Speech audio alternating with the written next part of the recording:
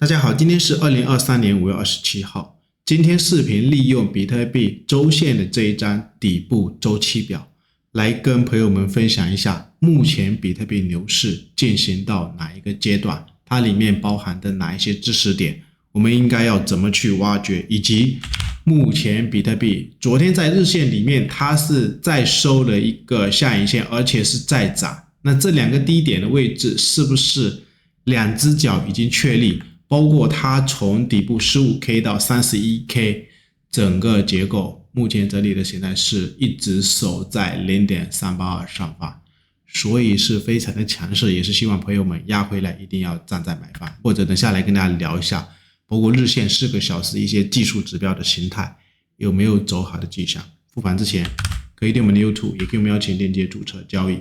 或者由于我们邀请链接注册过的朋友也可以加入我们 Discord 社区，上面有程序交易的买卖信号。我们先来看一下这个底部周期表，在历史上参考性是非常的高，一般间隔每一次的底部，19年的底部跟2015年的底部间隔的时间是1200多天，那19年的底部跟2022年或者是2023年初的这个底部间隔的时间是1400多天，有没有高度参考性？我们可以看一下历史上更早的2011年的底部到2015年的底部间隔的时间也是接近1400天。那现在因为我知道还是有非常多的人一直在看空比特币，那我想聊一下，就是很多人在看空其实什么原因。我知道有些新粉丝是可能去年的时候没有关注我们的视频，2万下方没有听我们的建议抄底这个比特币，那现在在看空到底是对的还是错的，有可能是自己的一个心态在反映。我想跟大家讲一个道理，生活中买菜的一个道理，相信老大妈如果去菜市场或者是去超市买水果也好，我们思考一下，今天超市1斤的梨跟1斤的苹果全部都是5块钱，打个比方，明天苹果如果涨到10块钱，肯定一大堆的大妈她不会买苹果，只会买鸭梨。那如果在这个市场里面要按这种心态来交易，我想跟大家讲会输得一塌糊涂。上涨的东西总归会有它的道理，上涨的东西终究都会有它内在的价值存在。所以比特币涨上去2万下方没买，或者是以太坊涨上去1000，希望朋友们1000左右一定要去抄底以太坊，没买，那现在涨到1800不能买嘛，有资金我个人是会敢继续再买。那今天我们要来聊一下它的周期里面还藏着哪一些知识点。我们首先来观察一下第一波上涨现在这个位置的时间，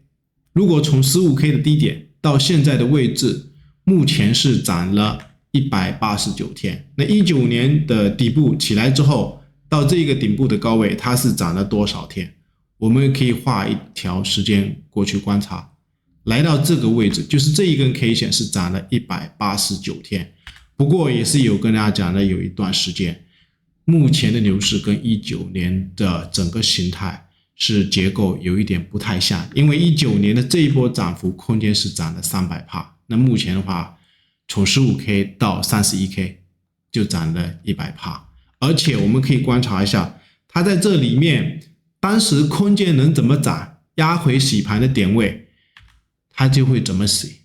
把这个 0.382 甚至是这个 0.618 的位置都给跌破，涨幅过高的情况下，它有遇到黑天鹅事件、疫情爆发，甚至都会有再踩2只脚的一个情况。所以目前的位置我们可以看一下它的周线，如果我们就看它整理的结构是非常强势的， 0.382 已经是有几周了，从这一根开始算整理，自己去数啊，估计都快接近10周。所以在下一周有没有可能比特币会不会形成一个短线的一个上涨？那我们要思考一下历史上目前的形态是不是跟2015年的一个结构，就是第一波上涨如果从这个低点到180天左右的一个位置，细心观察一下是在哪一根啊？是在这一根啊，180天左右。而且它里面的一个形态我们可以观察一下，它从高点到低点整理的 0.382就是这个位置是一直在守 0.382 的一个支撑，这个位置。所以前面几周是一直在跟大家讲，单周如果有看到类似15年的这一根下跌是接近多少？负15啊。上一次就前2周嘛，比特币不是如果算上周线的下影线跌了也是有接近 10%。那后面我们观察一下它的形态，就是也是有类似2波的上涨，这边有一个 ABC 洗盘，这一根 K 线这根 K 线单周跌幅也是 MACD 第一根时差的位置，它后面这个低点有再压回，但是这个低点有没有再破？所以这边有2只脚，我也是在观察现在的一个位置，洗盘的一个位置有可能很像这个区间洗到位，短线这1-2周有没有可能会有这种上涨？上涨上去也不一定会继续再大涨，它有可能还是在整个大长线这边是走一个上升三角的一个结构。所以现在的整个日线我们要观察一下，这边是不是2只脚确立，而且在整个中线里面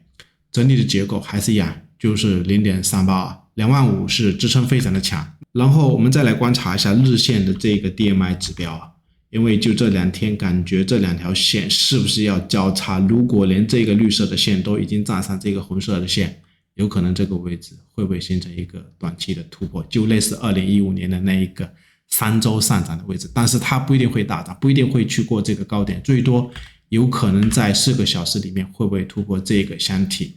然后我们来看一下4个小时的丝绸线可以很明显观察一下，就这个箱体震荡的一个位置，很明显的看到这个丝绸线是有在走平，那我们可以看一下，测了1次60页枚，2次、3次、4次，挖坑破位，这个低点是不是没有把这一个低点给跌破？没有破我们要去参考一下今年初或者是去年12月底当时起来的一个位置，是不是有很多相似之处？这边也是一个箱体，然后丝绸线是在走平，测上方的60页枚1次、2次、3次、4次破位，这个低点没破所以历史会重演，主力在市场里面操盘的迹象会在这一个 K 线图或者是一些指标或者是均线里面会留出一些痕迹，只是会找的人会找，不会找的人不会找。我们可以观察一下，就现在挖坑的位置，昨天跟前面2天是一直在讲，我个人是感觉下去是输家的量在这边买的，就是那一些在看空的，或昨天一根 K 线大量已经是盖过了，盖过这个量呢，那我们要看一下这一个螺 K 的形态，既然是这样子这边是一个箱体震荡，低点，箱体震荡挖坑破位，量能出来，这一根量是被这一根量给吃掉，所以我个人观点，这个箱体破箱体你应该破，不破的话回到这个箱体，短线下一周有没有可能会突破这个高点？最后还是一样，可以订我们的 YouTube。